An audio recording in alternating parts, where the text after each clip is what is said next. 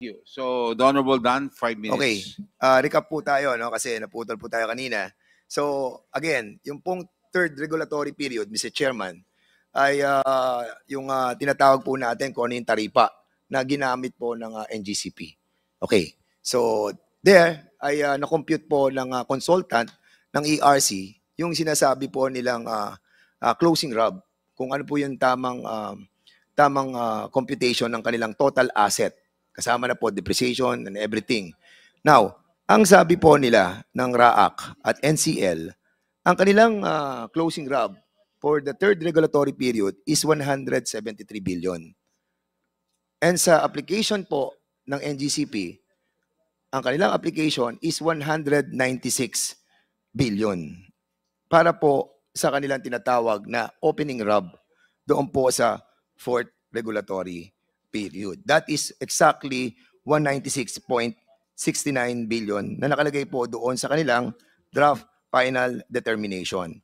And kanina nga po ay nagkakaroon ng tanungan sila Congressman Rupus and also sa ERC kung bakit daw itong ating pong tinatawag na draft final determination ay naka-out doon po sa kanilang website for the consumption ng ating pong mga consumer. Kasi nga, ang desisyon ng mga korte, no, ay bawal yung ginagawang paglalabas, no, ng partial decision, no. But I would like to be educated on this, Ms. Mona Dimalanta, no. What was the reason? Bakit nilabas nyo yung partial initial determination noong September 13, 2023 at nilabas nyo naman yung draft final determination noong August 21, 2024? What is the very main reason why na inilabas natin to? Kasi kung ako tatanungin mo, better sa akin na nilabas to. Why? Kasi nakita ko yung difference nung dalawa nito. Disadvantages talaga sa ating mga consumers. Sobra. And as a matter of fact, kung babasahin mo itong final na to, yung final determination, lumalabas dito that even the consumers hindi kasama doon sa ginawang hearing ng what do you call this, ng ERC. Because as I have read this, wala po doon yung mga consumer group. Ang nandun lamang po ay ang NGCP lawyer na si Faustino something ba yun, I forgot, Bautista, at yung NGCP, and then the PISAM and the Transco. But never na naandun po yung ating pong mga consumer. Now, what is the very essence why this draft final determination was released in your website? Mr. Chair, the rule that requires publication of draft determinations has been there from the original rules of ERC setting the transmission wheeling rates. I think personal na po ito. It really it is a commitment, not just an attempt on the part of the commission to adhere to principles of transparency in setting the rates, particularly of regulated entities. This time around po, baka po ang sinasabi nilang nag-iba, kasi po merong draft partial kami, tapos draft final na pinost. Kasi po, nabanggit na rin kanina, instead po of the original 5-year period, naging 7 po. Kasi po, hindi nga po nakapag-reset yung ERC dati. So, to address po the question directly, it is in adherence to the principles of transparency and giving our public the ability to comment on the drafts, on the rates that will result from this exercise of the ERC. Maka-comment lang po ako dun sa punto about consumers, Mr. Sige, Chair. go ahead, ma'am. Opo.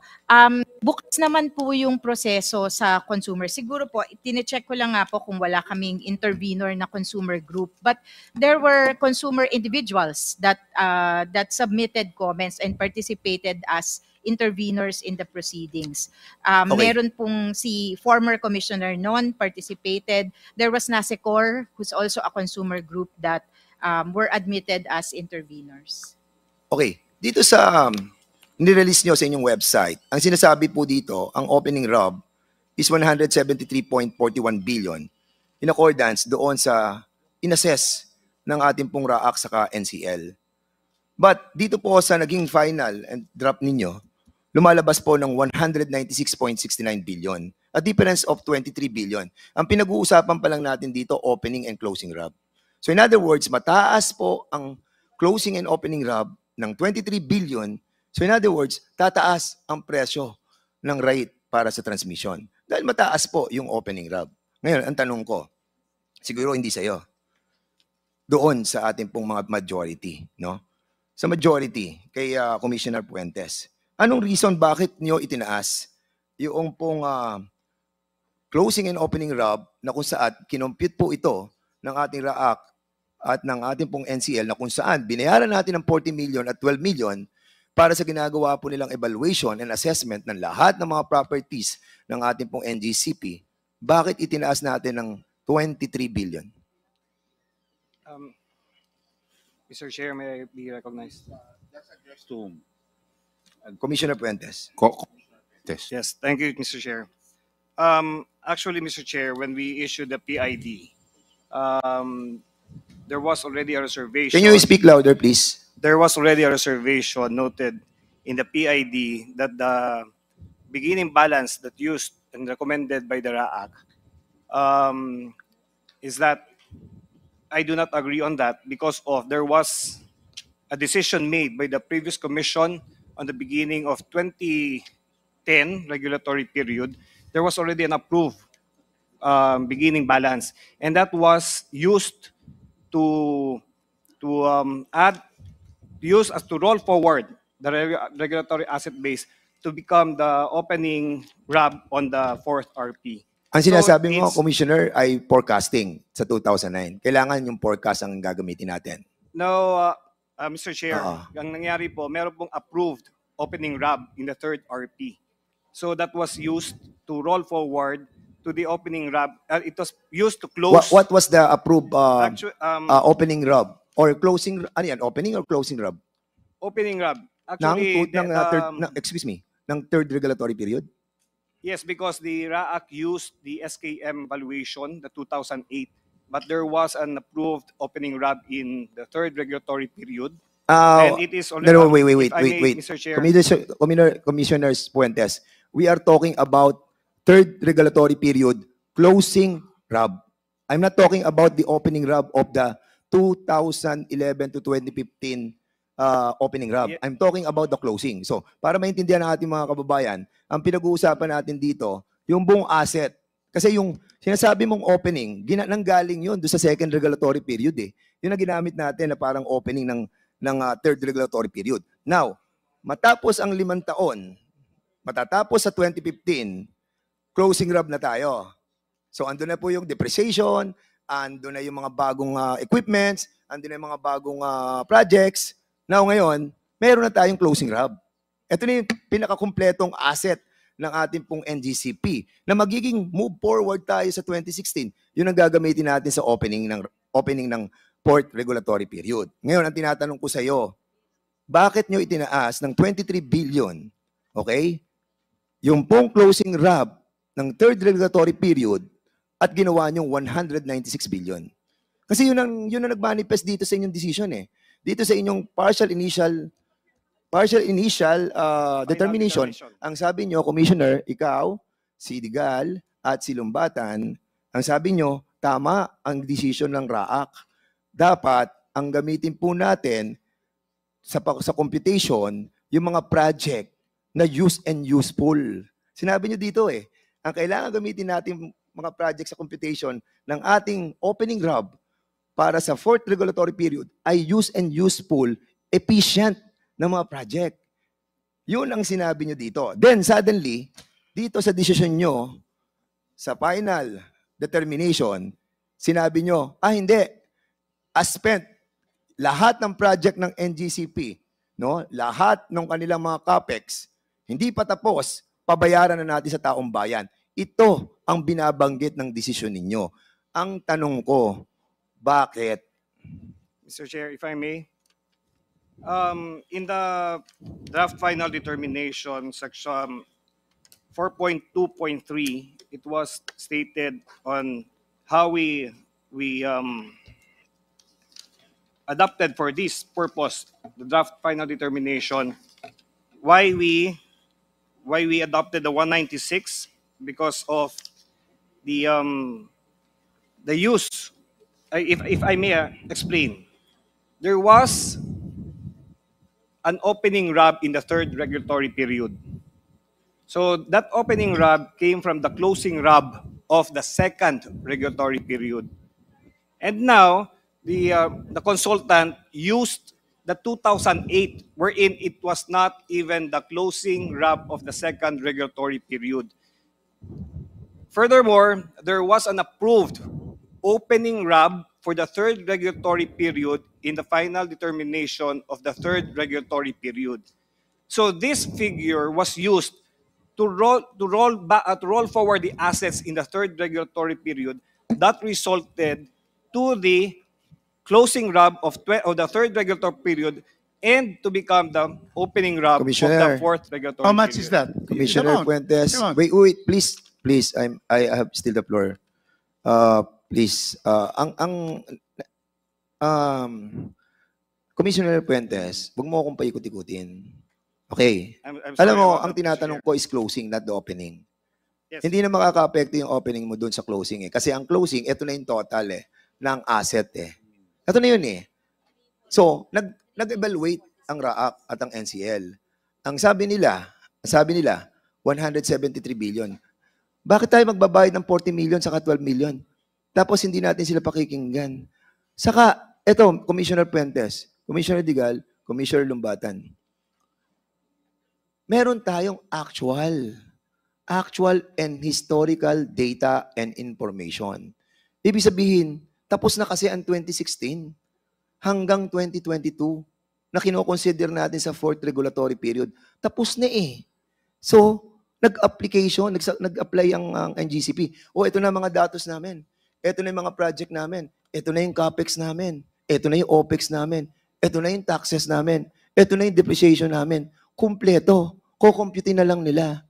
Ang sabi nila, at ang sabi ng NCL, saka ng RAAC, 173 billion. Now, ang tanong, bakit ginawang 196? Yung dun sa final determination. Okay? We're just talking about the opening and closing RAB. We're not talking about yet the CAPEX. Ha? Sa CAPEX, ang laki ng application nila na pinaboran yung tatlo. Bakit? Unahin natin yung opening RAB. Bakit nag-jump ng 23 billion? Give me justifiable reason. Why? Samantalang yon ang recommendation ng RAAC. Yon ang recommendation ng NCL.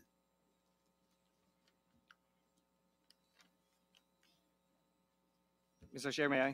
Please reply. I will try again on the opening RAB portion. Mr. Chairman, don't try to confuse this committee. Because ang parang nanggaya yung sa 2000, sa second regulatory yung opening. Okay yun. Tapos na yun eh.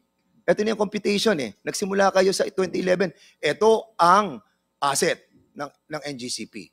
Okay, nagpagawa sila ng mga project. Oh, eto na. Nag-close na tayo. Magko-close na tayo sa asset natin. Ito yung asset natin. At sa computation nila, sinabi nila 173. And even the two, Commissioner Maceda and Mona Lisa agreed with the consultant. And the three of you agreed also dito sa partial initial determination. Pero binago nyo pagdating sa final. Ngayon, ang tanong, kung di mo masagot, Commissioner Digal, pakita natin yung ating yung final determination para dun sa proposal ng NGCP para sa kanilang CAPEX. Phase 1, yung phase 1. Yan, sige. Medyo zoom lang natin. So mga kasama, ito yung NGCP proposal na submitted nila sa ERC. Yan po yung tinatawag na, pakisum pa ng konti. Unahin muna natin sa itaas. So yan ang tinatawag nating annual revenue requirement.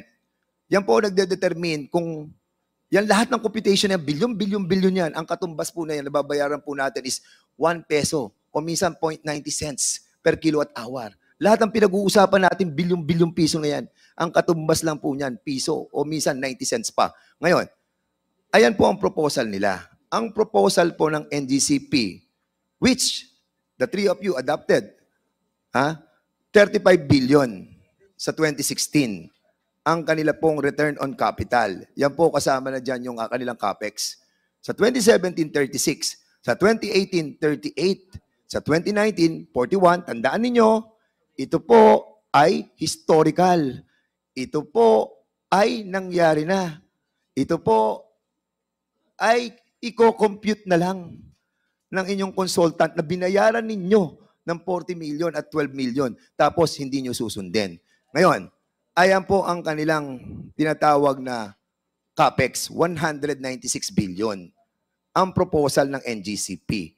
Dahil yan po yung mga project na hindi pa naman po sa efficient, hindi pa naman sa useful, nakakarga na. So nga, andito po yung desisyon ng RAAC. Baba mo ng konti.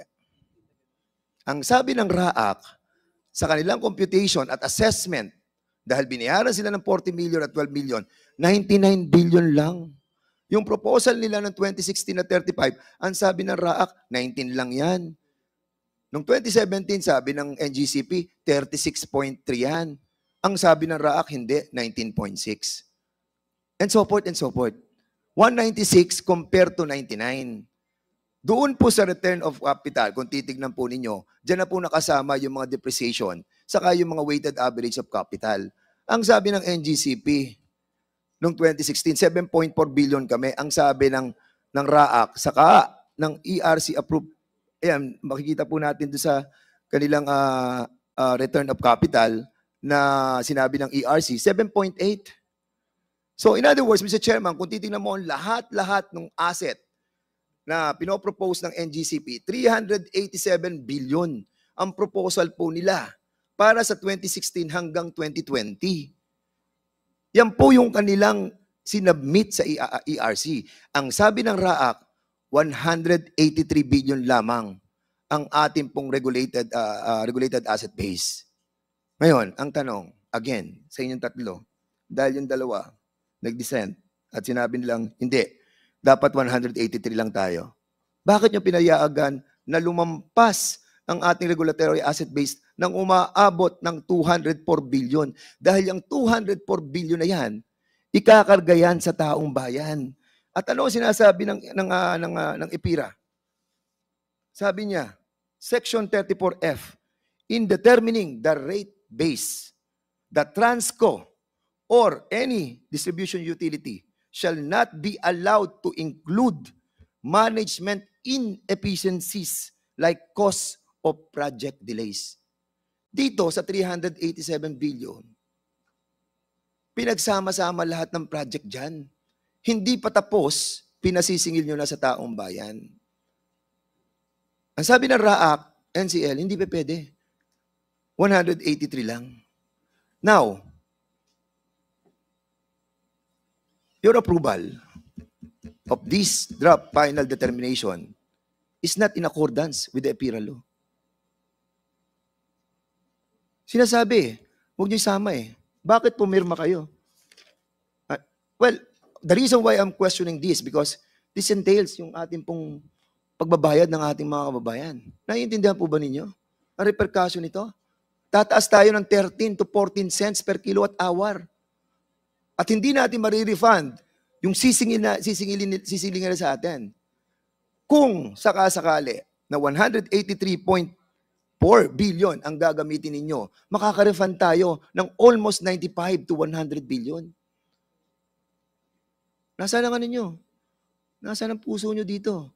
Nung kayo pumunta sa aking opisina, isa lamang ang biniling ko sa inyo. Andun kayo lahat. Kasama si Chairman Mona Lisa, kasama si Catherine Maceda. Ano sabi ko sa inyo? Di ba sabi ko sa inyo? Hahabulin kayo ng pagkakataon. Gamitin nyo yung tama, gawin nyo yung tama. Kasi taong bayan ang sisingilin natin ng sobra na sinasabi ng EPIRA, hindi bebede. Kailangan just and reasonable rate for the consumers. Now, please, explain. Kasi naniniwala ako, doon sa last hearing na sinabi ni Chairman Mona Lisa, magkakaroon pa kayo ng, I don't know, is it a final decision? Can you kindly explain to me? Kasi ako, sa ngayon, kapag yan ang ginawa ninyo, pinasingil nyo yung 204 billion sa CAPEX at yung 23 billion para doon sa opening RAB, magkakaproblema kayo. Ako mismo, magpapile na rin talaga ako ng kaso against you. Ma'am, can you kindly explain? The process for requires, Chairman Alice, you have the floor. Mr. Chair, the process requires that after the public consultation, which was already concluded, our staff evaluated the comments, and now it's up to the final evaluation po of the commission. Whether we approve this, we uphold this, we make adjustments based on the comments received from all the stakeholders. So may meeting pa po kami about So may this. chance pa. So bakit kayo pumirma dito ng tatlo? Binasa nyo ba to? Commissioner Digal? Yes, if I may. Yes, go Mr. ahead. Chair, Your Honor. I believe the slide that you showed earlier was pertaining to a partial initial determination. Tama. So that's provided po under the rules that we issued that. It's akin to what we call a provisional approval. We all do that for all cases po. It's not unique for NGCP. But, Commissioner, in the draft final determination, kung ano yung pinirmahan nyo doon, binawi nyo dito. At dito, sinasabi nyo, yung mga proyekto na sobra, 204 billion na ikakagawa sa tao, i-consider nyo as spent. At yun ang recommendation sa inyo ng NGCP. Am I correct? Application nila yan. Balik nyo yung ano. That's the application of NGCP. Mr. Chair, Your Honor, if I may be allowed, Yeah, sige, go ahead. a variance between a partial initial determination or a PA up to between the PA and the final authority, hindi naman po yan unique dito sa kaso na to. We have given provisional approvals din po sa ibang application, pero pagdating po ng final, iba po yon. And Commissioner, variance, ha? You're talking about variance? A Apo. variance of 204 billion and a variance of 222 billion? Are you kidding me?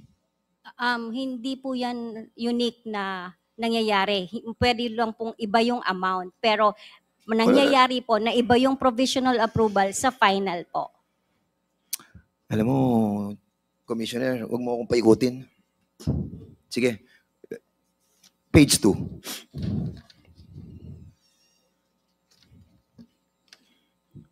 Page 2. Ayan. Sa page 2, makikita mo dyan yung application. Application kasi ng NGCP to, in-apply eh. At lahat ng in-apply ng NGCP, inaprubahan po ninyo. Nung una, inaprubahan ninyo, tapos nung huli, dalawa na lang yung natira sa inyo. Anyway, like example, dito sa page 3 pala, page 3. Gusto ko lang malaman na kung what have you done dito sa page 3. Yan, katulad sa public relation and corporate social responsibility. Yung kanilang public relation and representation, nag-equate to ng almost 2.5 billion. Yung sa kanilang representation and entertainment, 800 million. Inaprubahan nyo ba to?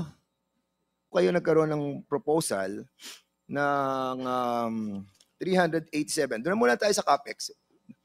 Ng 387. Doon muna tayo sa CAPEX. Bakit ang CAPEX niyo po 1 minute. Ha? Bakit po 196 billion po yung inyong pinropose na hindi pa naman po siya tapos, pinopropose niya po?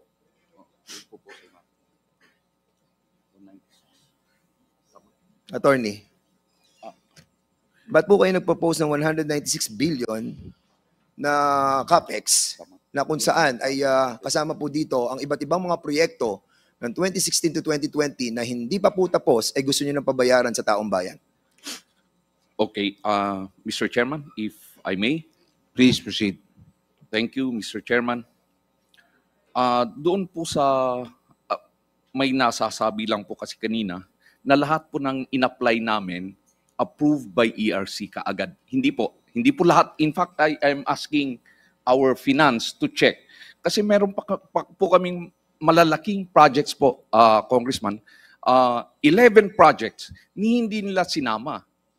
And secondly, doon po sa attorney, okay, yeah, okay. ang tinatanong ko po sa inyo, sa 196 billion, sabi ng RAAC saka NCL, ang approval lang po nila doon sa CAPEX is 99 billion, hindi po 196 katulad ng in-apply po ninyo. Bakit po ang in-apply nyo ay lahat ng hindi tapos ay sisingilin sa taong bayan? Yun po tinatanong ko eh, kasi yung application nyo nakalagay sa dokumento na sinubmit po ninyo. Okay. So 196 po yung apply nyo na hindi tapos, sisingilin natin sa taong bayan. Kaya nga, sobra po eh. Ang tanong ko nga po sa inyo, bakit po kayo nag-apply ng mga proyektong hindi tapos ay kailangang bayaran na ng taong bayan? Yun ang tanong ko po. Okay po. Thank you, Mr. Chairman. Mr. Chairman, may I answer that? Yung kasi po yung second regulatory period, yung third regulatory period, as spent po yung process na in-apply. So we applied on the basis of that because even when we came in, even during transco time, ang nakita po namin is as spent yung inaalaw na methodology. From the perspective po of the investor, kaya yun din ang those are the rules po eh. Yun ang rules ng ERC. So doon po namin in-apply yun. Okay. From can I continue po? Nakuha ko na po yung sagot niya. Okay. So ang sinasabi niyo po, dahil ito po ang rules nung second regulatory and third regulatory period na sinasabi, pwede yun eh. Pwede na yung mga hindi pa tapos, ikarga na natin sa taong bayan. Sabi, pwede. But, in the fourth regulatory period, I'm pretty sure you are aware. Aware po kayo na may rules ang fourth regulatory period. Opo. According sa Article 4, hindi po allow. And if I may read, attorney, ito sinasabi, ERC will evaluate the actual expenditure of the regulated entity for the fourth regulatory period by examining its necessity and efficiency to ensure its consistency with the principles and provision of these rules in determining the annual revenue requirement. So ngayon, ang tanong ko sa iyo, attorney, yung bang hindi tapos is efficient and necessity? Ang tingin po namin Hindi, dyan, opo. ang tanong ko po, attorney, yung hindi tapos na proyektong isinabmit nyo po sa inyong application, yung po ba ay efficient na? Kailangan po namin, necessary po yan. Necessary po yung Hindi pa nga project. po siya tapos, paano siya naging necessary? Eh kung hindi nyo matapos, binayaran na ng tao yan eh. So, ang tanong po dito, Mr. Attorney Sagayo, hindi pa po siya efficient eh. Hindi pa siya useful. Hindi pa siya commissioned eh. Why do you have to charge the consumer? Mr. Chairman, Isipin nyo, Attorney Sagayo, you're charging us sa opening RAB 23 billion exceed. Sa CAPEX, 204 billion ang ginacharge nyo sa taong bayan. Ang tanong ko, bakit? Ang inalaw lang po sa inyo ng RAAC saka NCL para sa inyong CAPEX, alam niyo kailan? 13.3 billion kasi yun ang tapos nung 2016 to 2020. Pero sa application nyo, 179 billion ang sinisingil nyo po sa taong bayan. So ngayon, ang tanong ko po, attorney, ang rules sinasabi, hindi pwede. Ba't kayo nag-apply? no, Mr. Chairman, if I, correct me if I'm wrong, Mr. Chairman, but even in the rules, fourth regulatory period, it's suspend. Mr. May Chairman, I ask from the chairman, as it's suspend, it's, ito na nga po, binasa ko na sa inyo, attorney. Hindi nyo ba nadinig? Ang sabi ko, Article 4, under the rules of the Commission for setting the transmission rates, provide, kukumpletuhin ko po, other than the setting of transmission rates for the subsequent regulatory periods, this article shall govern the setting of transmission rates for the fourth regulatory period covering the period from January 1, 2016 to December 31, 2022. ERC, again, will evaluate the actual expenditure of the regulated entity for the fourth regulatory period by examining the efficiency of the projects to ensure its consistency with the principles of the provision of these rules that was approved by the ERC. Yun ang sinasabi ko po.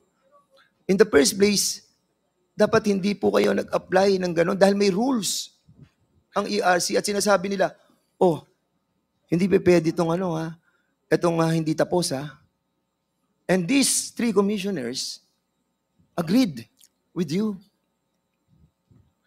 Okay, Mr. Chairman. Insofar as those rules actually are concerned, we have a pending petition with the Supreme Court questioning the validity of the rules set by the Energy Bakit Regulatory niyo Commission. po kino-question ang validity? Dahil gusto niyong ipakarga sa taong bayan. Yung Hindi po. ano pong reason bakit niyo po kino-question ang validity ng rules ng Mr. ERC? Okay. Article 4. Are we talking about Article 4? Correct, The rules Mr. of Chairman. the transmission Correct. billing rates? Correct, Mr. Chairman. What is your reason behind why you are questioning yung mga proyekto na hindi pa po tapos ay ikakarga na sa taong bayan? Mr. Chairman, under the IPIRA, it is clearly stated that the rate-setting methodology should be internationally accepted. And it is mentioned there, RORB, What provision? under the IPIRA. I will state you a provision that states otherwise. EPIRA, Section 34F, that in determining the rate base, the Transco or any distribution utility shall not be allowed to include management inefficiencies like cost of project delays. Aliwanag, 34F. Tignan mo. Ang sabi, hindi pwede na ang transmission utility ikakarga yung mga management inefficiencies like mga project delays. Oh, delay yung mga project nyo, hindi pa tapos kinakarga nyo na sa amin Bakit? Mr. Chairman, I agree. For delays attributable to us, I agree with that.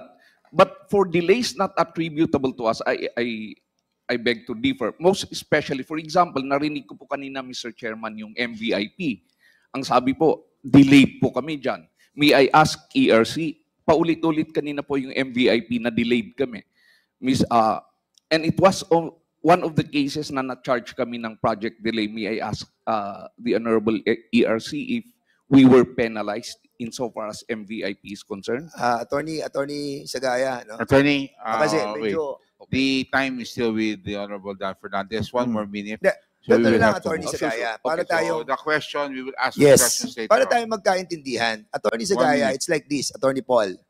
Okay, wala namang pong problema yan Kung yung mga proyektong yan talagang kailangan ng ating pong transmission facilities, walang problema. Ibig sabihin, tapusin nyo lang muna. Tapos saka po natin ikarga sa taong bayan. Kasi kung hindi po tapos, kasi may rules ang ERC sinasabi nila, pag hindi tapos, huwag nyo ikarga. Okay. Di ba? Opo. Kasi sinabi po ng EPIRA At yung pong EPIRA na gumawa, kumbaga, siya yung ating mother law na lahat ay ating sinusunod, in violation tayo. And even these commissioners who have signed the draft final determination, they are in fault. Why?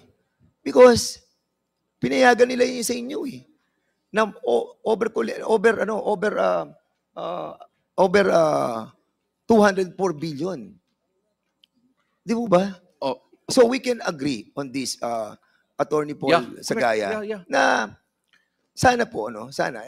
I don't know, but you have to decide the ERC. Hindi naman po tayo makakapagkaroon ng finality.